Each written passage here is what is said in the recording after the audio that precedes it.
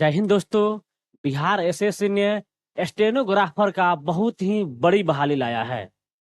समझ लीजिए, अगर आप स्टेनो सीखे हुए हैं तो हर डिपार्टमेंट में बहाली है। इसी के रिगार्डिंग आज हम जानकारी हासिल करेंगे। देख लीजिए, स्टेनोग्राफर का योग्यता चाहिए, इंटर चाहिए किसी भी सेक्शन से, और साथ में किसी जगह मैंने किसी डिपार्टमेंट में हिंदी, किसी डिपार्टमेंट में अंग्रेजी और किसी डिपार्टमेंट में दोनों का स्टेनोग्राफर आपको आते रहना चाहिए। जो स्टेनो लिखना होता है वह आपको आते रहना चाहिए। और इसका वेतन है लेवल 4 है, 25,500 से 81,100 ग्रेड पे है। ऑनलाइन जो इसका है 25/9 से शुरुआत है और 3/11 यानी 3 नवंबर तक जाएगा। काफी लंबा समय मिल रहा है अप्लाई करने के लिए। और इसका कुल पद है 432 और एज है 18 से 37 तक। ईवार का ईवार फीमेल, बीसी ईबीसी का मेल फीमेल का एज है 40 साल तक। एससी एसटी का मेल फीमेल का है 42 साल तक। और दिव्यांग है, और इसमें से जिस कैटेगरी के दिव्यांग है उसमें से 10 बरस की छूट दी जाएगी उन लोगों को। आगे देखिए, इसका जो सिलेक्शन होगा, इसके जो एग्जाम होगा, एग्जाम में कहाँ कहाँ से क्वेश्चन आएंगे उसको हम लोग देख लेते हैं। सबसे पहले समान अध्ययन का आएगा, फिर समान विज्ञान और गणित का, और मानसिक क्षमता का यानी रीजनिंग का। और जो भी क्वेश्चन रहेंगे इसमें टोटल प्रश्नों की संख्या रहेंगे 100। और एक प्रश्न सही होगा तो 4 अंक दिया जाएगा, और एक प्रश्न गलत हो जाता है तो 1 अंक की कटौती होगी, यानी निगेटिव भी है। आपको तुक्का नहीं लगाना है। और टोटल समय है 2 घंटा 15 मिनट, यानी आपके पास 135 मिनट का समय है। और क्वेश्चन आपका है 150, यानी एक क्वेश्चन पर 1 मिनट से कम का समय है। यह आपका पूरा एग्जाम का पैटर्न हो गया कि आपका समान अध्ययन आएगा, विज्ञान, गणित और रीजनिंग, यहाँ से क्वेश्चन रहेंगे। 150 क्वेश्चन रहेंगे, एक प्रश्न पर 4 अंक मिलेगा। अगर निगेटिव है, एक प्रश्न गलत करने पर 1 अंक की कटौती होगी, और समय रहेगा पूरा 135 मिनट, यानी 2 घंटा 15 मिनट। और समान अध्ययन में कहाँ कहाँ से क्वेश्चन आएंगे उसके लिए देख लीजिए। वैज्ञानिक प्रगति पर क्वेश्चन रहेगा, करंट अफेयर्स में। राष्ट्रीय अंतर्राष्ट्रीय पुरस्कार रहेंगे, भारतीय भाषाएं, पुस्तक, लिपि, राजधानी, मुद्रा, खेल खिलाड़ी, महत्वपूर्ण घटनाएं रहेंगे।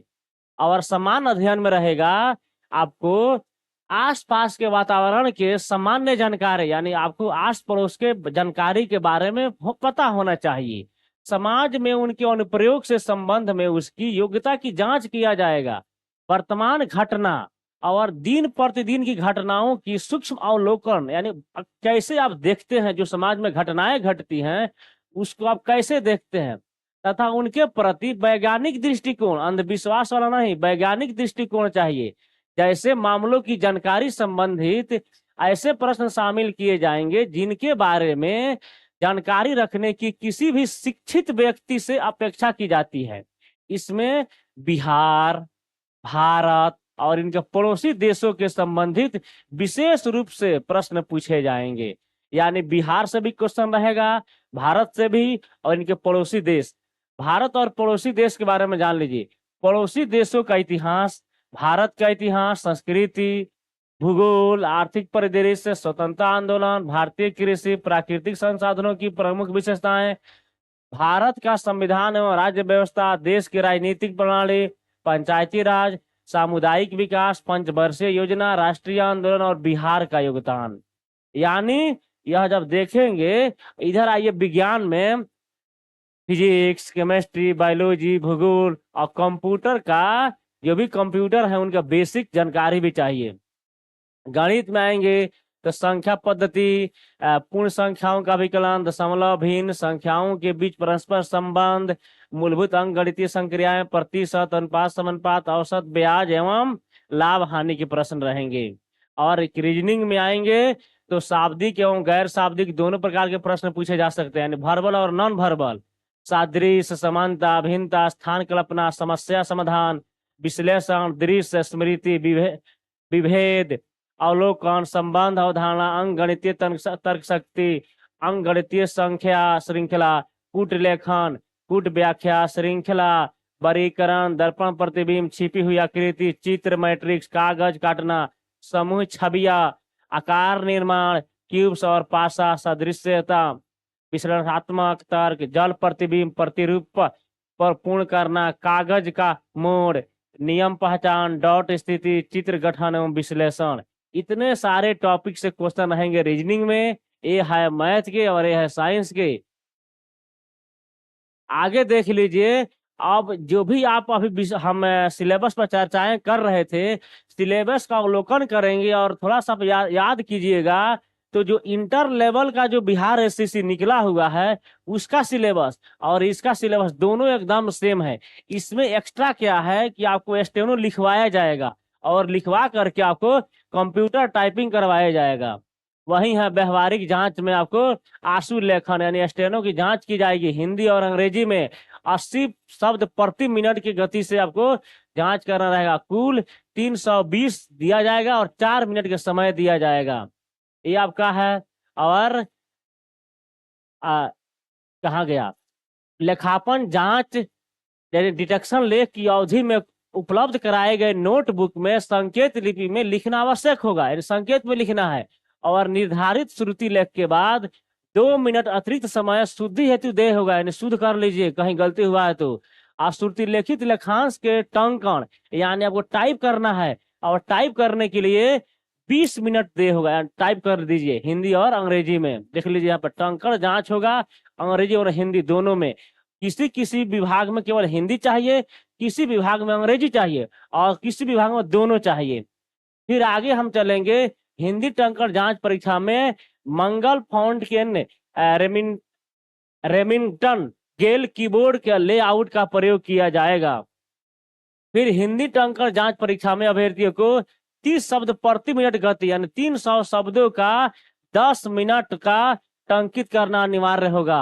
अंग्रेजी में यह वाला इस्तेमाल होगा और 30 शब्द प्रति मिनट के यानी 10 मिनट में 300 शब्द का आपको टाइप करना अनिवार्य होगा। अभ्यर्थी टाइपिंग की शुरुआत के दौरान उपयुक्त कीबोर्ड लेआउट का चयन कर लें। टाइपिंग के दौरान आपको अपने से जांच कर लेना है। और इसमें कौन कौन से डॉक्यूमेंट लगेंगे, मैट्रिक का अंक पत्र और प्रमाण पत्र, इंटर का अंक पत्र और प्रमाण पत्र, और निवास चाहिए। निवास अगर लगाते हैं तो ही आपको बिहार के अंदर बिहार के निवासी होने के बाद आरक्षण का लाभ मिलेगा, अन्यथा आपको आरक्षण का लाभ नहीं दिया जाएगा। फिर जाति प्रमाण पत्र देना होगा अगर आप SC ST हैं तो, और BC EBC हैं तो creamy layer non creamy layer देना होगा। अगर आप जनरल में EWS में आते हैं तो EWS देना होगा। अगर आप स्वतंत्रता सेनानी के पोता पोती नाती नतनी है तो उसका प्रमाण पत्र देना होगा। अगर आप दिव्यांग है तो दिव्यांग का प्रमाण पत्र देना होगा। अगर आप उम्र में छूट चाहते हैं और सरकारी सेवक हैं तो उसका प्रमाण पत्र देना होगा। अगर आप भूतपूर्व सैनिक हैं तो उसका भी प्रमाण पत्र दे करके आप उम्र में छूट हासिल कर सकते हैं। ये हमारा इसका सारा डिटेल रहेगा। हाँ कि हाँ आपको कैसे पढ़ना है, कौन कौन से सिलेबस रहेंगे, कितने पद हैं, कब से अप्लाई हो रहा है, यह सारा आपका डिटेल हो गया। इसी तरीके से अगर आप कंपटीशन की तैयारी करते हैं और आप जानकारी चाहते हैं, ऑथेंटिक जानकारी चाहते हैं, ये नहीं कि अपने मन से आएंगे कुछ बोल देंगे, बिना कोई पद आए हुए अपने से पद जनरेट करके बता देंगे हाँ ये बहाली आ गया है, ऐसा बिल्कुल नहीं होता है। अगर आप ऑथेंटिक जानकारी चाहते हैं तो आप हमारे चैनल को सब्सक्राइब कर लीजिए और अपने दोस्तों में खूब शेयर कीजिए। जो भी कंपटीशन की तैयारी करने वाले आपके दोस्त हैं उनको शेयर करके उनके पास पहुंचा दीजिए कि हाँ ऑथेंटिक अगर तुमको जानकारी चाहिए तो मात्र एक चैनल है, जिस चैनल का नाम है मैं लिख दे रहा हूं, देख लीजिए, एकलौता चैनल है जिस पर आप आंख मूंद करके विश्वास कर सकते हैं, आसिम सुल्तान।